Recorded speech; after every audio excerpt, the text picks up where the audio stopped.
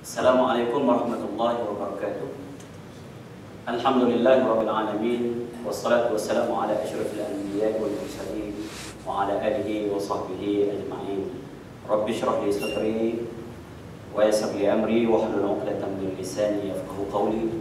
Allahumma dzakkirni ma nasitu min al-Qur'anil karim wa ma nasitu min al-ahadits an-nabawiyyah wa 'allimni ma jahiltu minhuma ya dzal jalali wal ikram. Amma ba'd. Tuan Imam, kakak masjid, hari-hari datang puasa, tuan-tuan, puan-puan, sidang jemaah yang dikasihi sekalian. Alhamdulillah, syukur yang tidak teringganya kita panjatkan kehadirat Allah Subhanahu Wa Taala di atas limpah kurnia nikmat yang terlalu banyak yang dianugerahkan kepada kita. Selawat dan salam ke atas junjungan besar Nabi Muhammad SAW, ahli keluarga baginda, para sahabat serta orang-orang yang mengikuti mereka sehinggalah ke hari kiamat. Tuan-tuan, puan-puan, sidang jemaah yang dikasihi sekalian.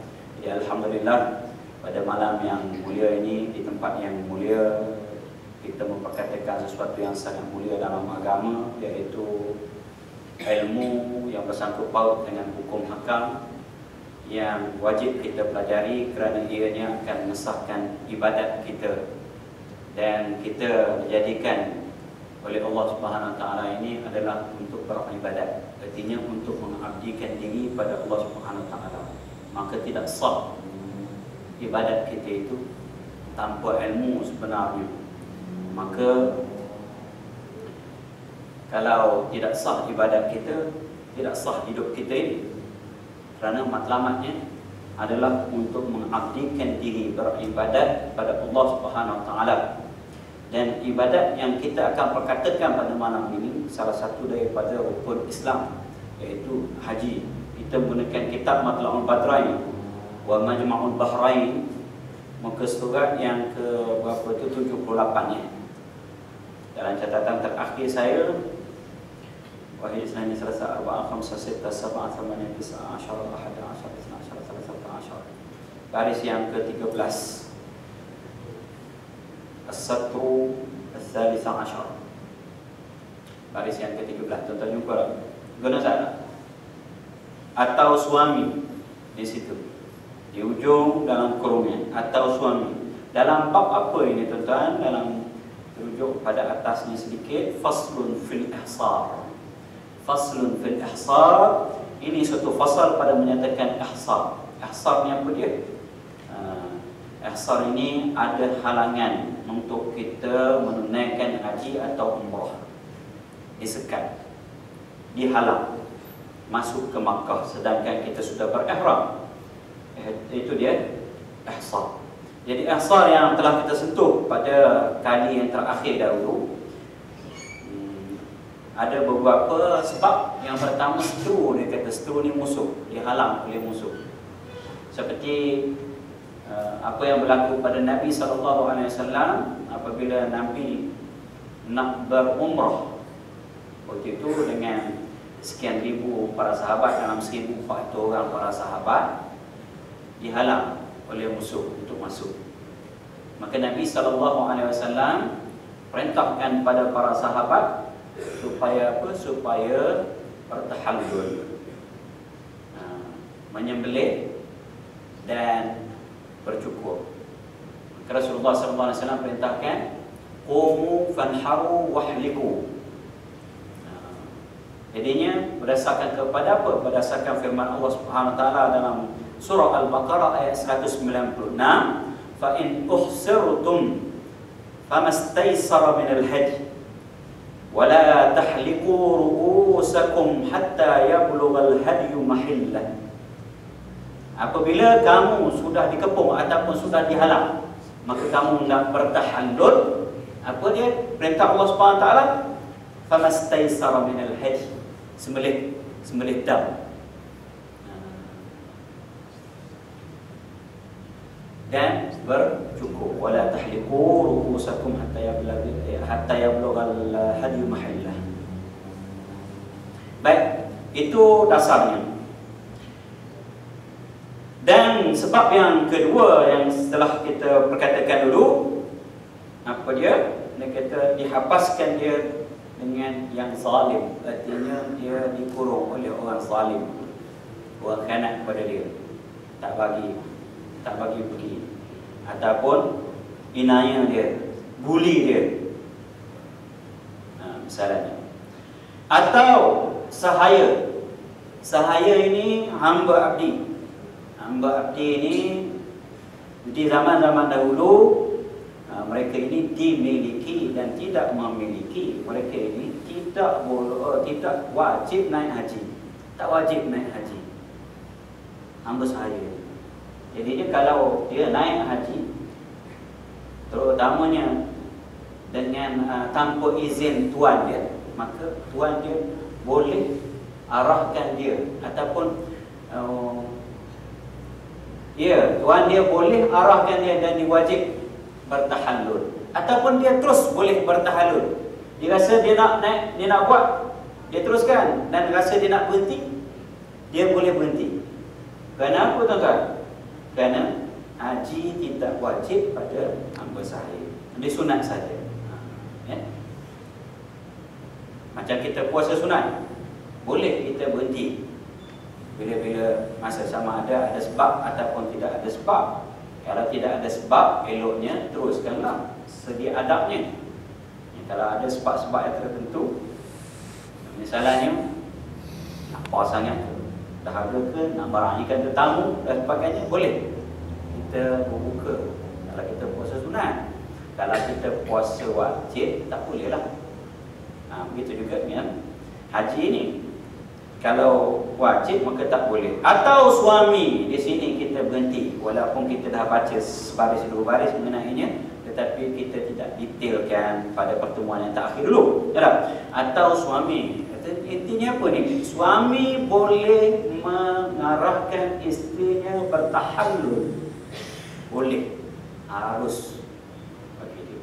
Terutamanya apabila si isteri tidak minta izin ataupun tidak mendapat izin terlebih dahulu daripada siapa? Daripada suaminya. Apa dia kata? Atau suami, maka harus baginya tahallulkan isterinya jika nusuknya fardu sekalipun, walaupun yang nak dikerjakan, ditunaikan, dilakukan oleh si isteri itu haji fardu. Boleh, apatah lagi sunat. Kalau sunat, apatah lagi. Jadinya baik. Kenapa tuan-tuan? Kita baca dulu lah. Maka wajib atasnya isteri tahallulnya. Maka wajib atasnya isteri, maksudnya atas isteri, tahallulnya, dia melakukan tahallul daripada ihram. Dengan disuruh oleh suaminya. Kenapa ada arahan daripada suami suruh dia bertahallul? Tu banyak nya tu. Kalau kita mengaji cara kitab tu, tok guru pondok, tok guru ustaz-ustaz kita dulu, dia suruh dhabit, dia kata nya tu balik pada mana? Kalau bahasa Arabnya ad-dhamiru ya'udu ila man? Dia balik pada mana? Tuan-tuan dapat tu lah. Dapat yang ada kitab, dapat dia punya nya tu balik pada siapa? Maka wajib atasnya isteri, wajib atas isteri, nya tu isteri. Tahallulnya, artinya tahallul isteri daripada ihram, dengan disuruh oleh suaminya. Suaminya, suami isteri. Suami pada isteri. Jadi kena minta izin dahulu, barulah mudah. Kalau dah izin apa semua, tak ada sebab dah suami nak suruh lah. Ini sekiranya suaminya halal, suaminya tidak muhrim, suaminya tidak berihram. Kenapa? Ada hak-hak yang menjadi hak eksklusif pada suami yang mesti ditunaikan oleh isteri. Dan hak itu alal faur, dia kata. Alal faur, mesti segera, terus, direct. Berbanding dengan Wajib haji. Haji ni rukun Islam dan wajib, tapi wajib ala tarakhi dia kata. Wajib atas berlambatan. Kalau istilah kitab tua je, wajib atas berlambatan. Haji ni wajib bila? Wajib bila kita mampu. Bila masanya? Sepanjang hidup kita, sebelum mati. Artinya panjang masanya. Panjang masanya berbanding dengan apa? Berbanding dengan wajib taat pada suami. Taat pada suami pendek masanya. Masanya apa? Suami suruh kena buat lalu. Kena buat lalu. Jadinya kalau si isteri berihram tanpa izin, terutamanya daripada suami, dan suaminya halal, suaminya tidak muhrim juga, tidak berihram juga, maka suami boleh arahkan isteri supaya bertahallul, keluar daripada ihram dia, dan harus baginya wati, artinya boleh melakukan persetubuhan dengan isteri. Dan dosanya atas isteri juga.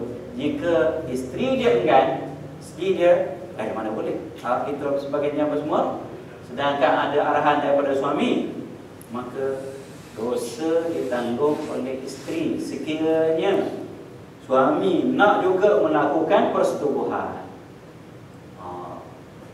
Itu dia. Baik.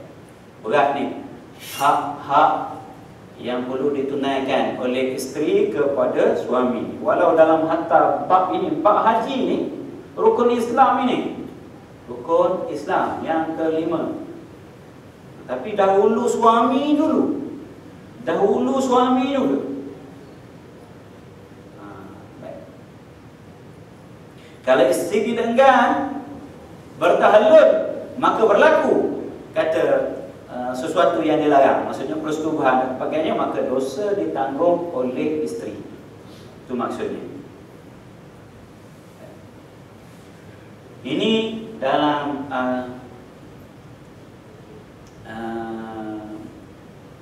haji, dalam bab tahallul daripada ihram. Ada tuan-tuan nak tanya?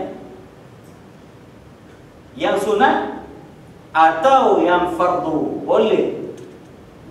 Tapi seperti yang kita sebut, suami dia berihram jugalah. Kalau suami dia halal, artinya suami dia tidak berihram, suami dia tidak menunaikan haji, isteri dia menunaikan haji, maka ada keperluan suami, didahulukan keperluan suami dengan syarat diperintahkan oleh suami, maka wajib si isteri itu bertahallul.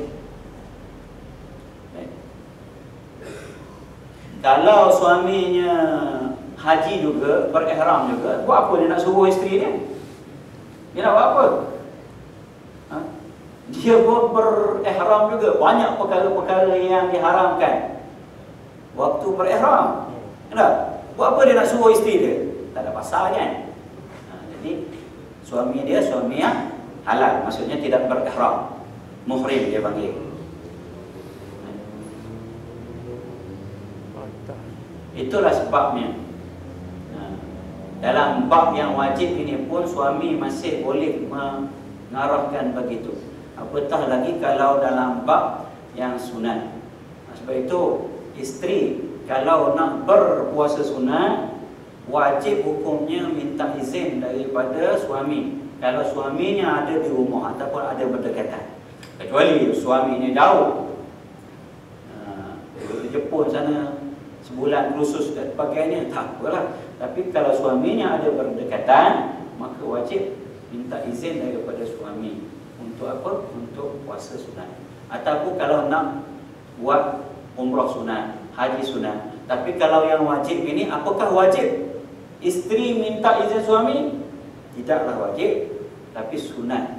Kalau dia nak buat haji wajib, nak berihram wajib, sunat minta izin daripada suami. Tidak wajib, jadi syarat tapi kalau yang sunat wajib. Kenapa? Kerana hak suami adalah wajib ditunaikan oleh si isteri.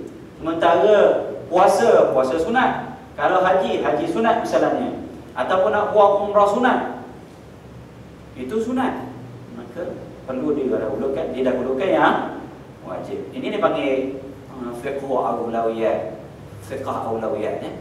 Ya, kita tahu mana nak dahulukan yang mana yang lebih tinggi daripada yang rendah, mana yang lebih besar, mana yang perlu didahulukan.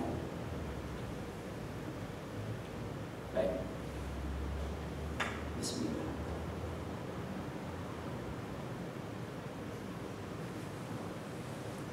Atau asalnya.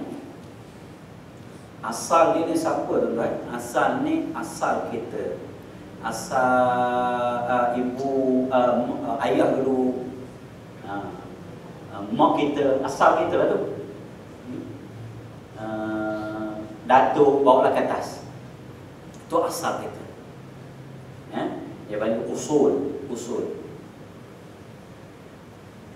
Atau asalnya hingga ke atas.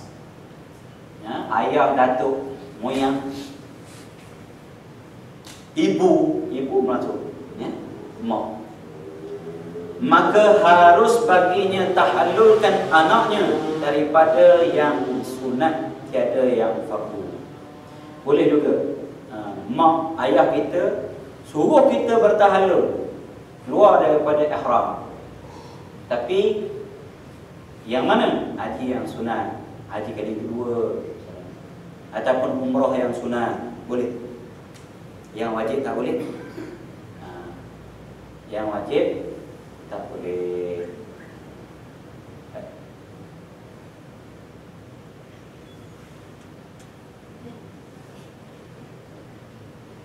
Tiada yang fardu, disebutnya tiada yang fardu. Anak ni disebut furu'. Furu' ialah cabang kita. Anak, cucu, cicit, bawalah ke bawah. Itu semua furu' kita. Usul kita, ayah, datuk, moyang, bawalah ke atas. Itu dia kata waman yang tasibu ilaihi min furu'ihi wa usulihi, min usulihi wa furu'ihi, dalam doa tahlil itu.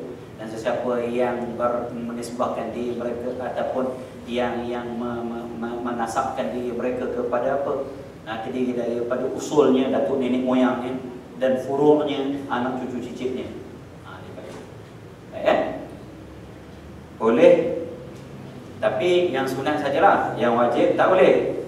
Atau kerana hutang, maka harus bagi umpunya hutang. Artinya orang yang beri hutang yang tunai, menegahkan yang berhutang. Yang tunai maksudnya yang mesti dibayar segera, bukan yang mesti sudah dipersetujui dibayar dalam masa-masa tertentu, dalam masa 3 tahun dia nak selalu, tak boleh lah.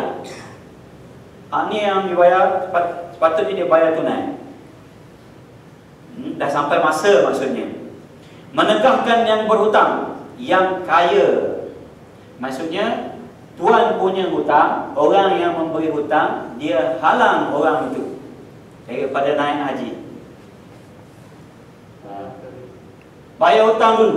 Pasal apa? Dia tengok orang tu mampu, tapi tak nak bayar hutang, tiba-tiba pergi haji, pergi umrah, lepas pergi haji, pergi umrah. Habis yang wajib, hak rukun, hak yang sunat pula. Umrah sama hutang tak nak bayar, maka dia pegang.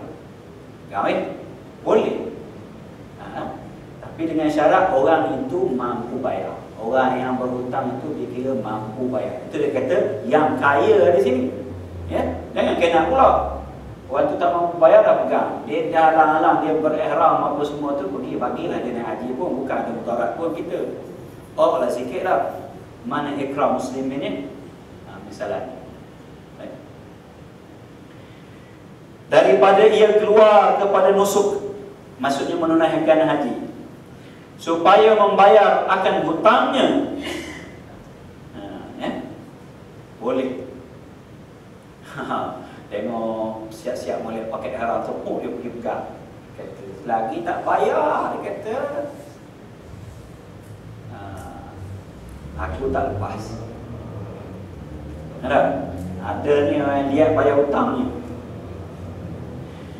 tetapi tiada harus ditahallulkan dia kerana tiada mudarat atasnya dengan sebab ihramnya itu. Tak bolehlah suruh dia tahallulkan, suruh dia keluar daripada ihram itu. Tak boleh, dia tidak berhak macam suami tadi. Suami tadi berhak suruh isteri dia, dan isteri dia kena taat pada dia. Wajib dia bertahallul. Yang tuan punya hutang ini taklah sampai gitu, tapi dia boleh pegang.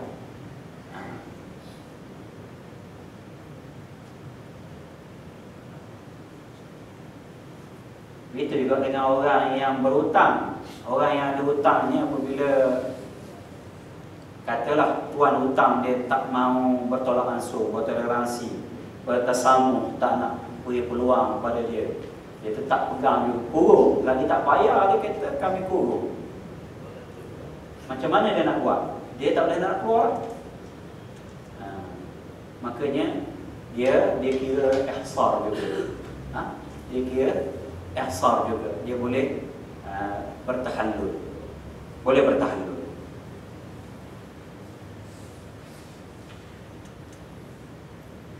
Maka manakala hasil hasad, maka maksudnya berlaku rintangan ataupun halangan untuk menunaikan haji ataupun umrah itu, nak masuk ke Makkah, yang tersebut haruslah baginya tahallul dengan disembelih satu kambing.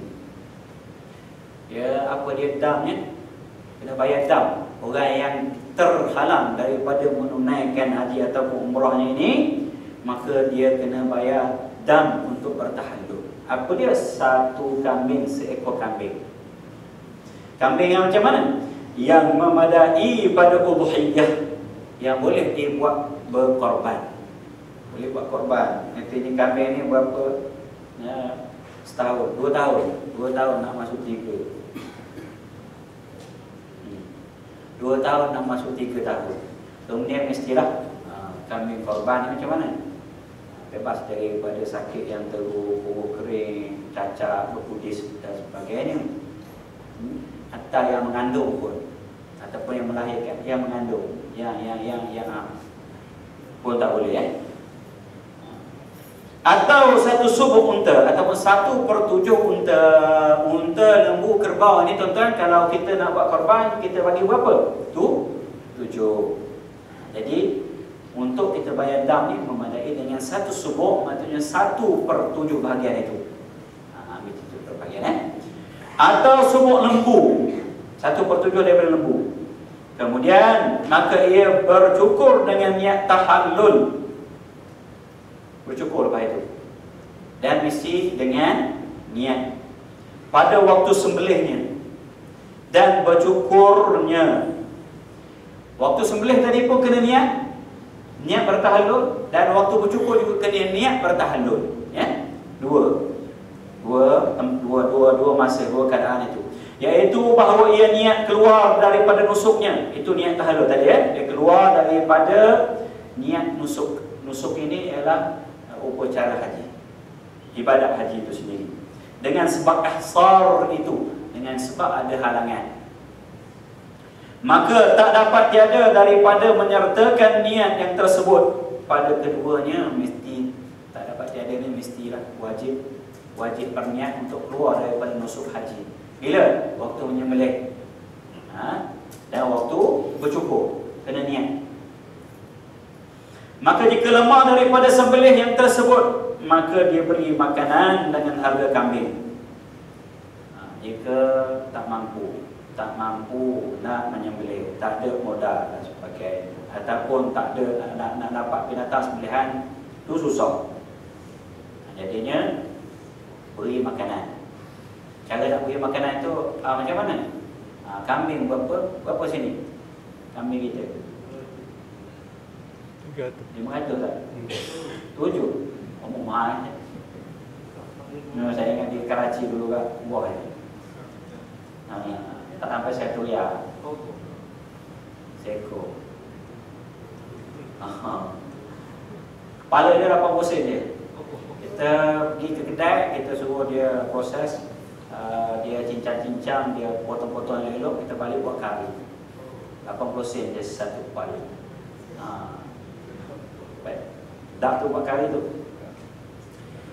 Kalau sini ada 700, belilah 700 tu. Beli makanan, beli beras, dapat banyak mana. Misalnya Kalau tengok di Mekah lah, tengok di tempat mana kita kena sekat itu. Kalau dulu Nabi SAW dia sekat di mana, di Hudaybiyah misalnya, maka tengok berapa harga kambing seekor waktu itu di Hudaybiyah. Lepas itu ambil dia punya harga itu, beli beras, beli gandum lah ke sana misalnya. Dan ia niat tahallul, tatkala dia keluarkan dia kena niat tahallul waktu mengeluarkan makanan itu, kena niat. Pasal apa? Dia ganti daripada penyembelihan. Kalau waktu menyembelih tadi kita kena niat tahallul, maka waktu beri makan ganti dia itu kena niat tahallul juga. Kemudian maka bercukur. Lepas itu barulah bercukur. Cukur ataupun gunting lah, sekurang-kurangnya gunting. Kena niat juga. Maka jika lemah daripada memberi makanan, tak boleh juga nak beri makan. Nak menyembelih tak mampu, nak beri makan tak mampu, maka hendaklah ia puasa daripada 9 bilang mud 1 hari. 9 bilang mud 1 hari ini ambil, kira cupak, kira berapa cupak beras yang dapat daripada harga kambing tadi, berapa cupak dapat. Kemudian dia kena puasa 1 cupak 1 hari. Banyak tu, berapa cupak tu. Nampaknya mana? Yang pertama tak mampu menyembelih kambing. Yang kedua boleh ditukarkan. Dia panggil ini, nanti kita akan ada dam dia panggil dam takhir, dia panggil. Bukan takhir, tartib. Tartib artinya tak mampu yang pertama, turun yang kedua, dia panggil dam tartib. Turun yang kedua pun tak mampu. Yang ketiga iaitu berpuasa bagi setiap cupak 1 hari. Cupak itu dikira daripada mana? Dikira daripada harga kambing. Berapa harga kambing itu? 700 misalnya.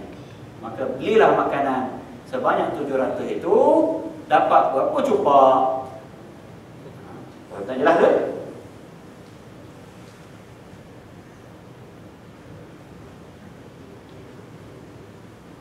Dan tahallul ia dengan bercukur, kemudian bercukur serta dengan niat.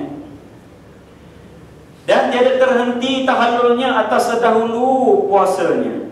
Maksud terhenti tahallulnya tidak disyaratkan lulus tahallulnya itu dengan tunggu habis puasa.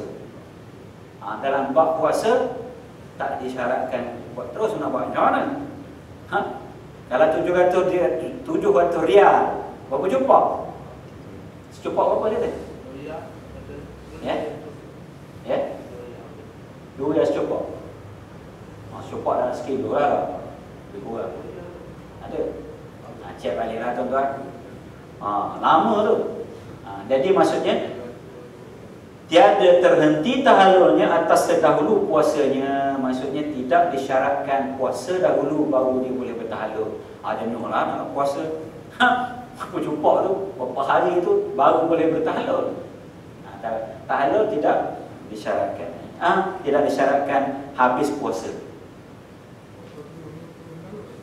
Ya.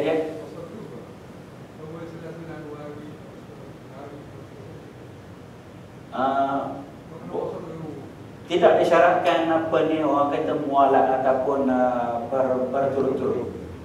Yang pentingnya menghabiskan puasa itu. Seelok-eloknya puasalah berturut-turut, kerana apa? Itu adalah tanggungjawab, macam kita hutang dengan Allah Subhanahu Wa Taala lah. Bayar teruslah bila kita mampu. Apabila kita tidak mampu, misalnya sakit demam dan sebagainya, bolehlah. Kalau tidak pun, apa sebabnya kita nak apa ini orang kata nak tangguh-tangguhkan? Benar? Kewajipan kita pada Allah Subhanahu Wa Taala.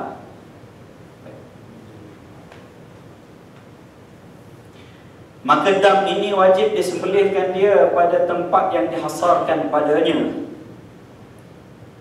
Kalau nak menyembelih kambing yang menjadi dam itu tadi, di tempat mana kita terhalang, kita tersekat. Misalnya di mana? Kalau dalam peristiwa Hudaybiyah itu Nabi SAW menyembelih di mana? Menyembelih di Hudaybiyah, tempat di mana tersekat, terhalang. Sama ada saya tambah, tanah halal atau tanah haram. Kira disekat itu di tanah halal ataupun di tanah haram, sembelihlah di situ. Dan dibahagikan dagingnya kepada ahli tempat itu juga. Daging nak bagi pada siapa apabila dari sembelih itu? Di mana kita terhalang, tersekat itu? Di Hudaybiyah, maka penduduk Hudaybiyah lah yang dapat daging, yang berhak.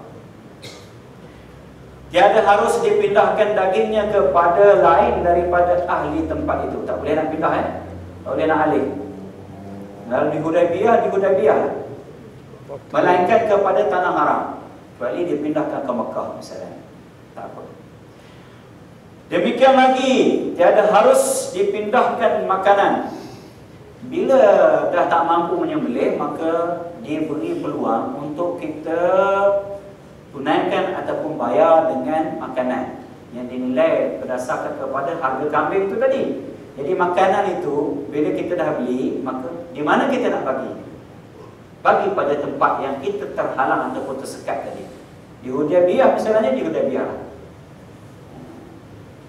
Tak boleh juga pindahkan makanan itu seperti daging dam tadi. Tetapi lemah daripada kambing.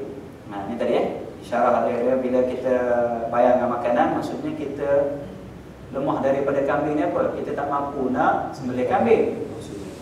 Kepada lain daripada ahli tempat ahsar itu, melainkan kepada tanah haram. Begitu juga dengan serupa dengan kambing tadi, dengan daging kambing tadi. Tak boleh dipindahkan ke tempat lain. Dibagi-bagikan kepada tempat di mana kita disekat itu.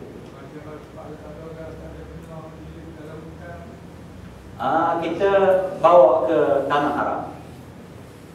Bawa ke tanah haram.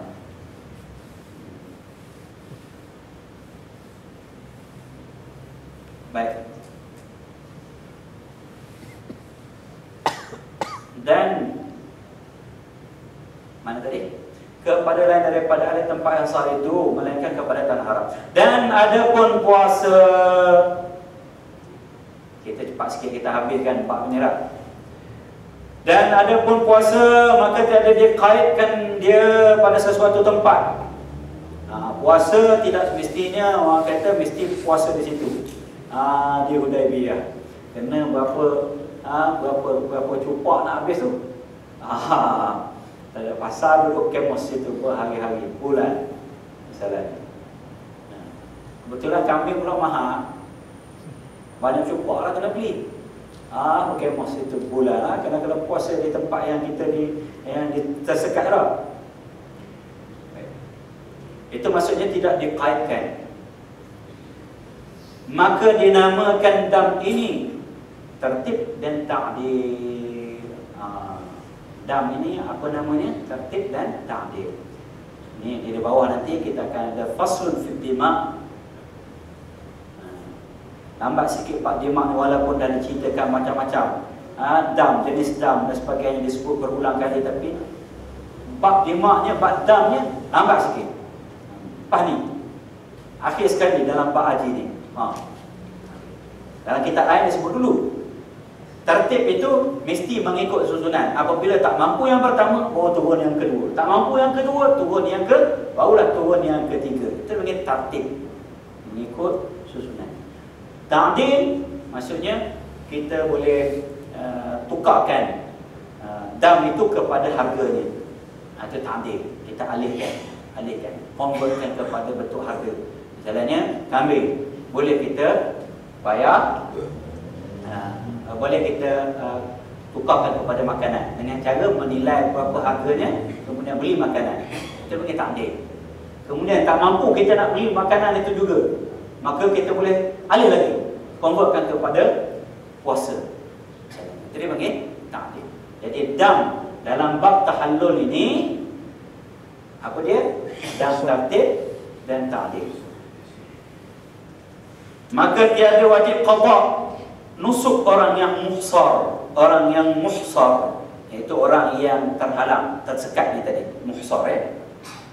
Maksudnya kalau kita baca bahasa Arab dipanggil isim maf'ul.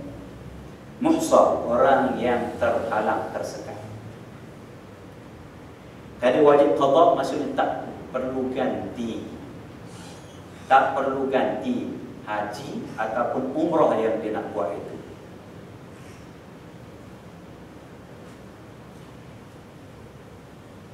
Yang tersebut selama ada hasar am atau khas, sama ada rintangan ataupun halangan itu berbentuk am, berbentuk umum. Perang misalnya, berlaku perang, semua orang terleki. Atau khas. Khas ini mungkin individu, bentuk perorangan. Seperti, dia beri contoh seperti isteri. Dia kata, isteri tadi disuruh oleh suaminya bertahallul, maka dia muhsar, ya? Dia masuk dalam hukum ihsar ni. Ataupun dia kena inaya, kena buli, kena sekat, kena kurung oleh orang zalim. Ataupun ada tuan punya hutang, tak bagi dia budi, misalnya kurung dia, maka itu bab hasar yang khas, artinya kes-kes terpencil, kes tertentu. Dahulu seperti isteri yang tersebut dahulu itu, dan lainnya seperti yang kita contohkan tadilah, yang kena kurung dan sebagainya, tak wajib qada ganti waktu. Yang wajib kalau sekiranya dia masih lagi belum menunaikan haji rukun, maka dia wajib dengan haji rukun itu, bukan wajib qada. Jadi dia kena tunggulah ada syarat-syarat melayakkan dia boleh naik haji semula tu. Ataupun kalau dia nak tunaikan haji apa? Nak tunaikan haji sunat, maka dia tak wajib qada. Nak tunaikan umrah, maka dia tak wajib qada.